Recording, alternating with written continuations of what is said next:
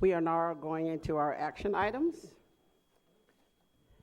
And our first action items for tonight is approval of board policy number 6501, data privacy. Can we hear from A&F?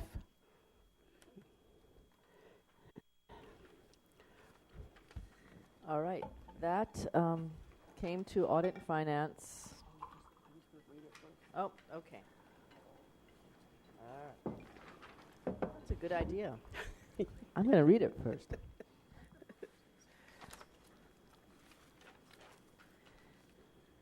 Okay. Oh, Betty, this is still consent. Hold on. All right. Approval board policy number 6501, data privacy. I move the school board adopt policy number 6501, data privacy, as attached to the board action report. Second the motion. Okay. This motion was discussed at the audit 15th and the April 19th and May 12th and the June 9th and the August 18th, 2016 Audit and Finance Committee meetings. On August 18th, 2016, the committee reviewed the motion and moved the item forward to the full board with a recommendation for approval. Any comments, questions on this item? Ms. Ritchie, roll call.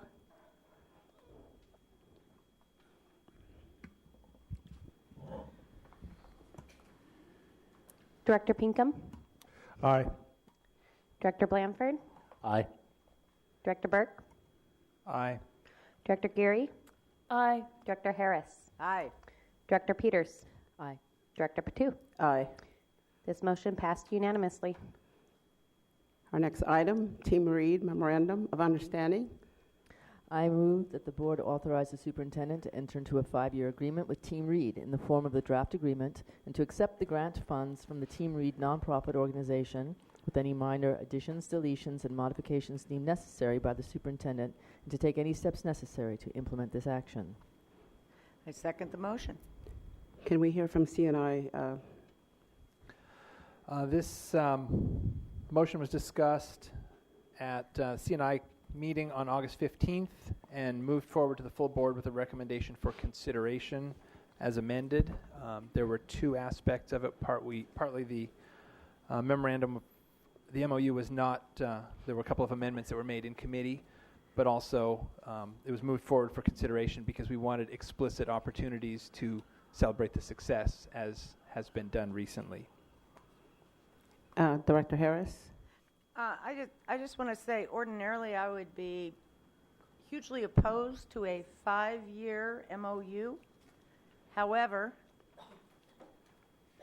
given the extraordinary results of this program and given the fact that this is a 501c3 that is out there looking for funding and grants, it gives them the kind of stability that they can leverage with those grants makers. So I withdrew my opposition when I understood that issue.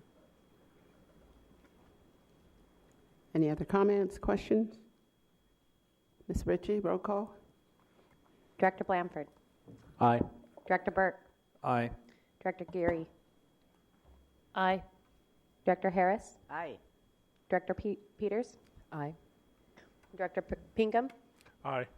And Director Patu? Aye. This motion passed unanimously.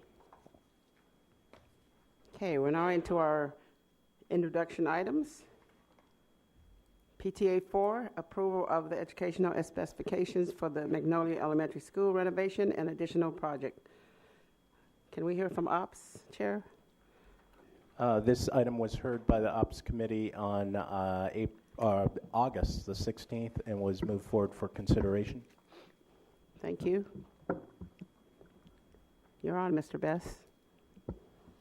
Yes, thank you. Richard Best, Director of Capital Projects and Planning. We're introducing tonight the elementary educational specifications for Magnolia Elementary School. These are based on the district's elementary ed specs. We then met with a Magnolia Elementary School SSTAT team led by Heather Johnson, who is the principal at Catherine Blaine K-8, some additional staff members from Catherine Blaine K-8, and Sherry Cox, who's in the Office of Teaching and Learning, to help us develop the architectural program for Magnolia Elementary School. This is based on what we call a 3-up model, meaning that there will be 3 classrooms per grade level with K-3 class size reduction. There's actually 4 classrooms at kindergarten through 3rd grade in the 3-up model. And Director Blanford had requested in the operations committee that we put the elementary educational specifications on our website. And so we did that, and I believe Director Burke requested that we have a hot link to it when we were at the operations committee, and we were also successful at doing that. So it opened it up to questions. Director Harris? Since it seems sometimes that we're darned if we do and we're darned if we don't, what community engagement in that community have we done so that we're not having some of the same issues with the Loyal Heights folks coming back to us a year from now? Well, we had a community meeting in, I believe, late May, early June, presenting the schematic design submittal, Director Harris, and then we are also planning to have a community meeting here in the very near future. None of the concerns that have been expressed by the Loyal Heights community were expressed at the meeting that I attended at Magnolia Elementary School. I do know that we also have community participation on our SDAT committee. So there are some members of the Magnolia committee that are sitting on the SDAT committee participating in those conversations. So I will also note that we do have a park immediately adjacent this school to the east, and so that could be why we're not hearing some of the issues that have been expressed concerning Loyal Heights. How many folks came to that community meeting, and how did we get it out to the community? Our capital projects community specialists got the meeting notice out. I'm going to say there was probably in the neighborhood of 100 community members in attendance at that meeting. I will also note that the Magnolia community is very excited to have this school reopened. Thank you. Director Peters? On the subject of the park, I think one similarity between Magnolia and Loyal Heights is the fact that there isn't much playground space there, and so yes, the park will be helpful. But this is a topic that I also brought up with Director Herndon regarding Hamilton Middle School. Hamilton, like Magnolia, are 2 schools that are right next to public parks. Can we have any sort of agreement with the city and the Parks Department to allow our students to have access to the parks during the school day? Because my understanding is that at the moment that's not necessarily allowed during the school day. But this would be a great possibility of a partnership where the city could help us out in places where our kids could benefit from more space, especially when in some of the cases, I think in Magnolia, I think that park used to belong to the district and the district sold it to the city. You're correct. Flip Hearn, Associate Superintendent of Operations and Facilities. In many cases, the parks that are adjacent to schools used to be school district property, but we've sold to parks. We have had this conversation with the Parks Department.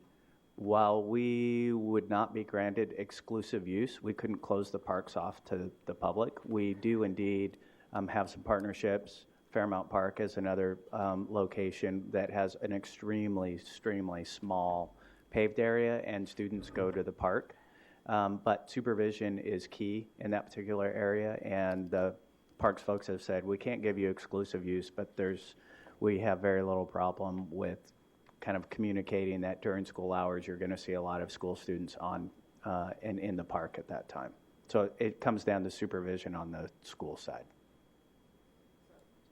Just to broaden the scope of the question then, so is that a general yes from the Parks Department? Yeah, Is that- they generally don't have an opposition to that. They really do like to work with us in these particular cases, and they understand that, we may need to use them more often than not. It becomes a little bit more tricky if we're trying to coordinate programming, since we don't have exclusive use of the land. For instance, if there was a park that had tennis courts and we were trying to schedule tennis class or something like that on that particular piece, we probably that may be a little bit more tricky. But general use, as long as we're trying to coordinate with them, they've been fairly supportive of that with us. And is that an option for Hamilton Middle School this year? We can certainly continue to ask if there's any opposition to that. So far, any of the locations that we've inquired about, they really haven't had much opposition to that. Okay. And just for the record, the reason why I'm bringing up Hamilton is right now Hamilton has some portables parked on its only play space, which was a basketball court. That is only a temporary situation. It will be a one-year situation, but that does leave the kids nowhere to really run around. But there's a beautiful Wallingford Park right adjacent to the school. So it sounds like they are using the park, or at least they did today. They did? Fantastic. Director Geary?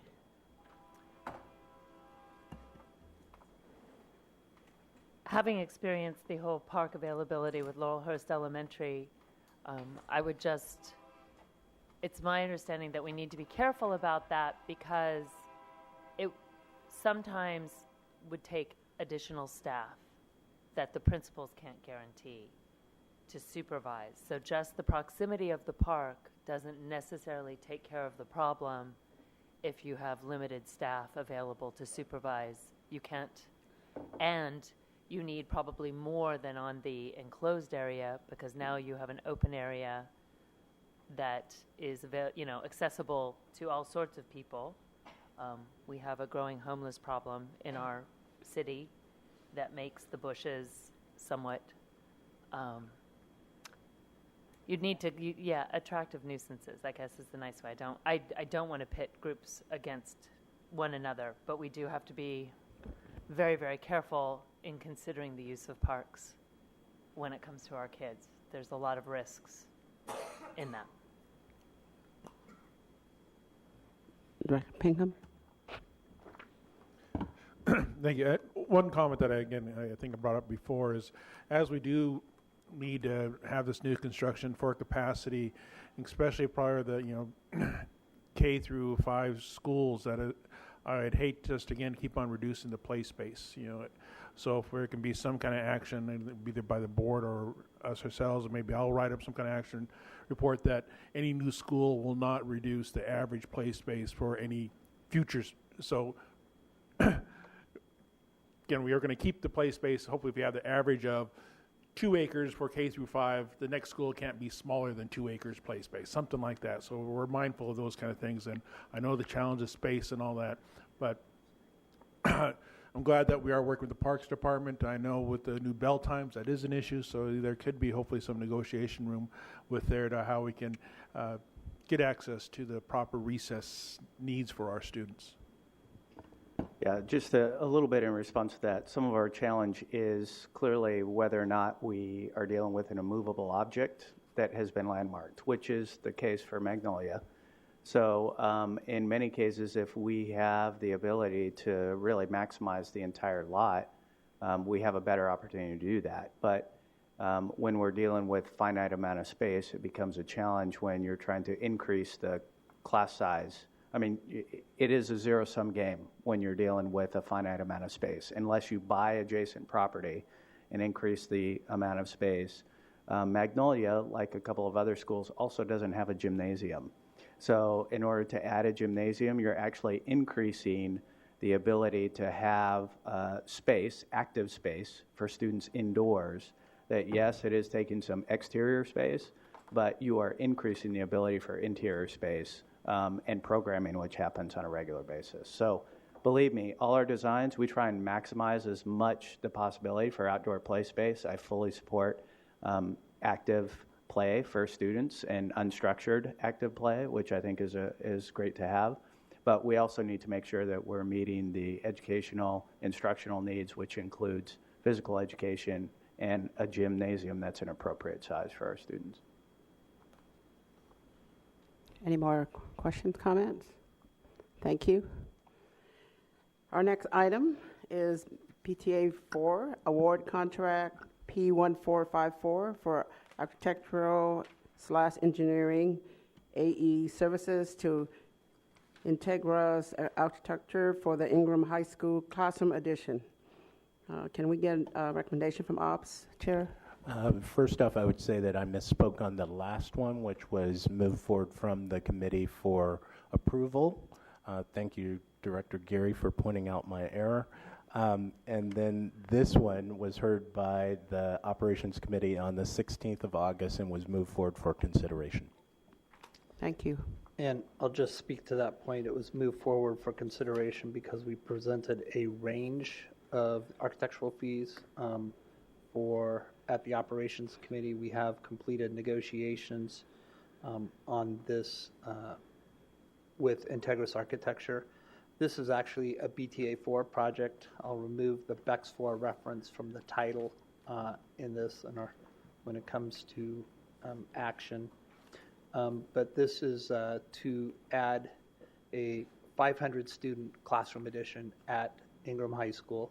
It will be added we're looking at adding it on the north side of the building, adjacent the 2010-2012 edition that was on the west side of the building. So they will actually link. We have been working with Integris Architecture on negotiating a fee.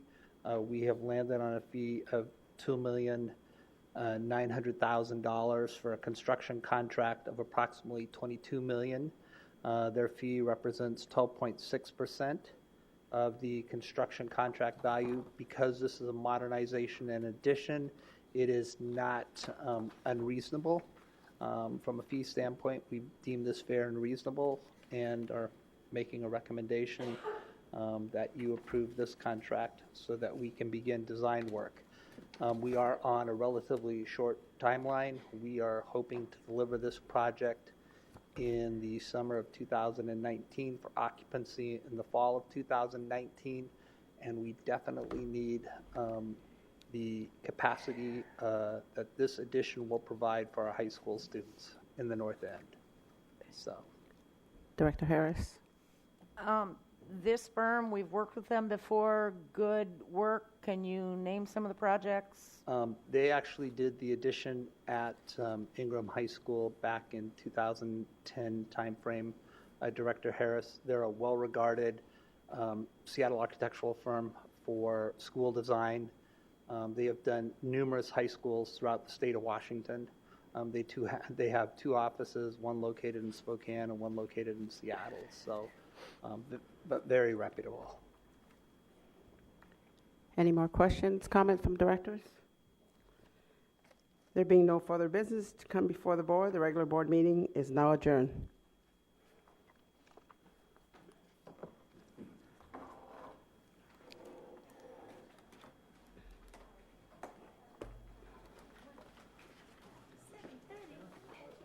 Should we have a second meeting?